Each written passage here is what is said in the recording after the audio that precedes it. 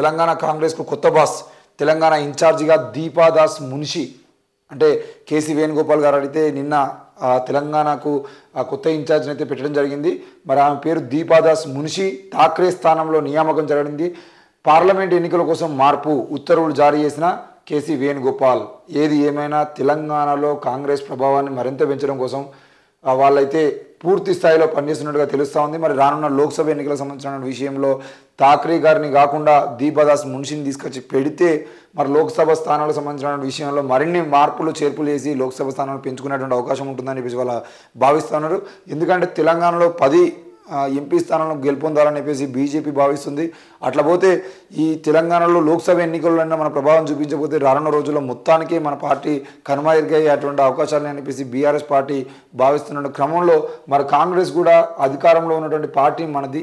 రానున్న రోజుల్లో 6 గ్యారంటీలు అమలు చేస్తే ప్రజలు మరింతగా మనల్ని నమ్ముతారని చెప్పేసి భావిస్తూ తప్పకుండా లోక్సభ ఎన్నికల్లోపు కాంగ్రెస్ పార్టీ 6 గ్యారంటీలను అమలు చేయడమే కాకుండా లోక్సభలో సీట్లను పెంచుకునే ప్రయత్నం చేస్తే రానున్న రోజుల్లో దేశంలో కూడా బీజేపీ గ్రాఫ్ పడిపోయి కాంగ్రెస్ గ్రాఫ్ పెరిగేటువంటి అవకాశాలు ఉంటాయని చెప్పేసి భావిస్తూ ఉంది. మరి ఈ క్రమంలో పార్లమెంట్ ఎన్నికల కోసం మార్పు చేసి ఉత్తర్వులు జారీ చేసినటువంటి వేణుగోపాల్ గారు తెలంగాణ కాంగ్రెస్ కొత్త ఇన్ఛార్జిగా దీపాదాస్ మున్షిని నియమిస్తూ AICC general secretary K C Venugopal శనివారం ఉత్తర్వులు జారీ చేశారు. ఆమె కేరళ, లక్షద్వీప్తో పాటు తెలంగాణ కాంగ్రెస్ వ్యవహారాలను అదనంగా పర్యవేక్షించనున్నారు. పూర్తిస్థాయి ఇన్ఛార్జిని నియమించే వరకు ఆమె రాష్ట్ర పార్టీ యాక్టివిటీస్ని మానిటరింగ్ చేయనున్నారు. సార్వత్రిక ఎన్నికల్లో అసంతృప్తులను బుజ్జగించడంతో దీపా క్రియాశీలక పాత్ర పోషించినట్లు పార్టీలో చర్చ ఉన్నది. ఇక ఇన్నాళ్ళు తెలంగాణకు ఇన్ఛార్జిగా ఉన్న మాణిక్రావు ఠాక్రేను గోవా, డామన్ డయ్యూ అండ్ దాద్రా నగర్ హవేలీ రాష్ట్రాలకు ఇన్ఛార్జిగా నియమించారు. సార్వత్రిక ఎన్నికల సమయంలో ఏఐసిసి మీడియా ఇన్ఛార్జిగా వ్యవహరించిన డాక్టర్ అజయ్ కుమార్కు ఒడిశా, తమిళనాడు, పాండిచ్చేరి, గతంలో తెలంగాణ ఇన్ఛార్జిగా వ్యవహరించిన మాణిక్కం ఠాగూర్కు ఆంధ్రప్రదేశ్, అండమాన్ నికోబార్ ఇన్ఛార్జిగా బాధ్యతలు అప్పగించారు. ఏది ఏమైనా మాణిక్రావు ఏడాది కిందట రాష్ట్ర ఇన్ఛార్జిగా బాధ్యతలు తీసుకున్న మాణిక్రావు ఠాక్రే తెలంగాణలో కీ రోల్ పోషించారు. కాంగ్రెస్ పార్టీని పవర్లోకి తెచ్చేందుకు తీవ్రంగా శ్రమించారు. నేతల మధ్య సమన్వయం తెస్తూ పార్టీ యాక్టివిటీస్ను సమర్థవంతంగా నిర్వహించారు. హైదరాబాద్లోనే మకాం వేసి అన్ని జిల్లాల్లో కాంగ్రెస్ పార్టీ బలోపేతానికి చొరవ చూపారు.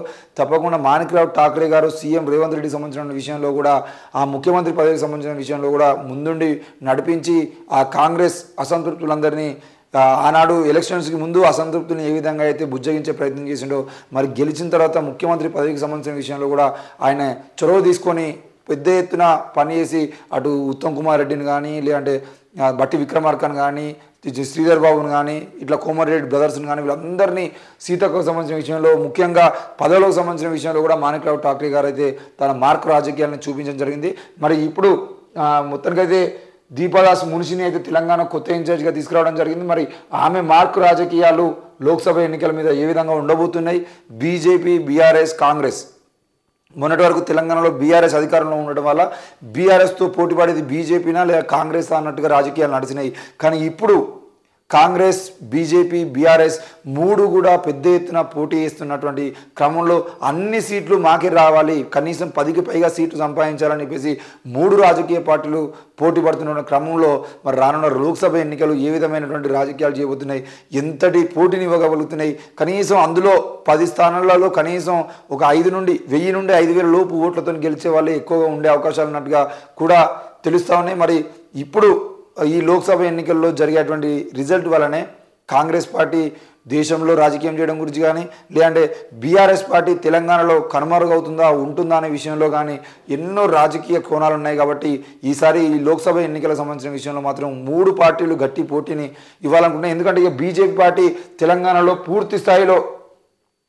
మేము రాజకీయంలో ఏ రాజకీయం చేసినా కూడా తెలంగాణలో గెలిచేటువంటి అవకాశాలు ఉండవు అని ఫిక్స్ కావాల్సిన అవసరం వస్తుంది. ఎందుకంటే బండి సంజయ్ గారు మతోన్మాదాన్ని రెచ్చగొట్టేటువంటి ప్రయత్నం చేసినా, అటు అరవింద్ గారు రైతుల్ని వాడుకునేటువంటి ప్రయత్నం చేసినా, ఇటు రఘునందన్ రావు గారు ఎన్ని లీగల్గా ఎన్ని మాట్లాడి ఎన్ని మీటింగ్లు పెట్టి ఎంత చేసినా వాళ్ళు మాత్రం నమ్మేటువంటి పరిస్థితి కనబడలేదు. ఈటెల రాజేందర్ గారు, రఘునందన్ గారు, అలాగే అరవింద్, బండి సంజయ్ వీళ్ళందరూ కూడా బీజేపీ పార్టీకి తెలంగాణలో ఉద్దండులుగా ఉన్నటువంటి వాళ్ళందరూ ఓడిపోయేటువంటి పరిస్థితి తెలంగాణలో వచ్చిందనంటే ఇప్పుడు 8 సీట్లు గెలిచినప్పటికీ కూడా వాళ్ళందరూ పూర్తి స్థాయిలో వాళ్ళు ప్రజల్లో ఉండి నమ్మేటువంటి ప్రజలకు దగ్గర ఉన్నటువంటి మనుషులుగా ప్లస్ వాళ్ళు గెలవడానికి కాంగ్రెస్ బీఆర్ఎస్ అభ్యర్థులుగా ఉన్నటువంటి వ్యక్తులు అక్కడ స్థానికంగా వాళ్లకు ప్రజలకు దగ్గరున్న వ్యక్తులు కాకపోవడం వల్ల బీఆర్ఎస్ కాంగ్రెస్ ఓడిపోయి బీజేపీని నమ్మించేటువంటి ప్రయత్నం ప్రజలు చేశారు. అంతే తప్పి బీఆర్ఎస్ బీజేపీని కాదని 10 సీట్ల వరకు బీజేపీ గెలిచేటువంటి అవకాశాలు అయితే తెలంగాణలో లేవు. ఏది ఏమైనా మరి 3 పార్టీలు గట్టిగా పోటీ ఇవ్వాలనుకున్నటువంటి తెలంగాణ లోక్సభ ఎన్నికల రిజల్ట్స్ ఏ విధంగా ఉండబోతుంది అనేది వేచి చూడాల్సిన విషయమే. ఇక తెలంగాణ కొత్త అడ్వకేట్ జనరల్గా సుదర్శన్ రెడ్డి గారి నియామకం జరగబోతుందా అనేది ఆయన పేరు ప్రభుత్వ పరిశీలనలో ఉన్నట్టుగా వార్తలు వస్తున్నాయి. లాంఛనంగా ప్రకటించని లా డిపార్ట్మెంట్ కొత్త అడ్వకేట్ జనరల్గా సుదర్శన్ రెడ్డి పేరును రాష్ట్ర ప్రభుత్వం ఖరారు చేసినట్లు సమాచారం. సంబంధిత ఫైల్ను గవర్నర్కు పంపినట్లు సచివాలయ వర్గాల ద్వారా తెలిసింది. కానీ లా డిపార్ట్మెంట్ మాత్రం ఇప్పటివరకు అధికారంగా ఇలాంటి ప్రకటన చేయలేదు. ఏది ఏమైనా కూడా కొత్త అడ్వకేట్ జనరల్ని నియమించుకోవడం కూడా ఇప్పుడు కాంగ్రెస్ పార్టీకి అత్యవసరమైనటువంటి విషయం. మరి కొత్త అడ్వకేట్ జనరల్గా సుదర్శన్ రెడ్డి గారి పేరును తీసుకొస్తున్నారు అనేది కనబడుతోంది.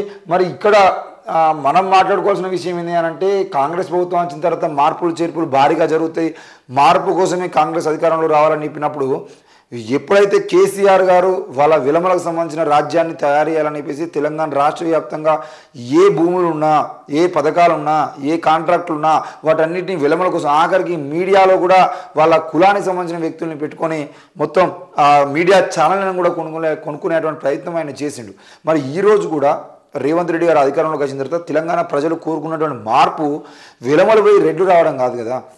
మరి ఈరోజు మీరు ఏ స్థానాల్లో ముఖ్యంగా తెలంగాణలో ఉండేటువంటి ప్రధాన స్థానాల్లో మీ కులం వాళ్ళని పెట్టుకోవాలనే ప్రయత్నం చేయడం. నిన్నటి వార్తల్లో ఏమో తెలంగాణకు సంబంధించినటువంటి ముఖ్యంగా సీఎం పేషీకి సంబంధించినటువంటి విషయంలో ఓఎస్డీగా ఆయన అజిత్ రెడ్డి గారిని తీసుకురావడము, ఈరోజు తెలంగాణ కొత్త అడ్వకేట్ జనరల్గా సుదర్శన్ రెడ్డి గారిని తీసుకురావడము, ఇట్లా చాలా విషయాల్లో మరి మార్పు తీసుకొస్తున్నారు. మార్పు చేర్పులు జరుగుతున్నాయి కానీ కులాల పరంగా మార్పులు జరగాల్సిన పరిస్థితి కూడా ఉంది.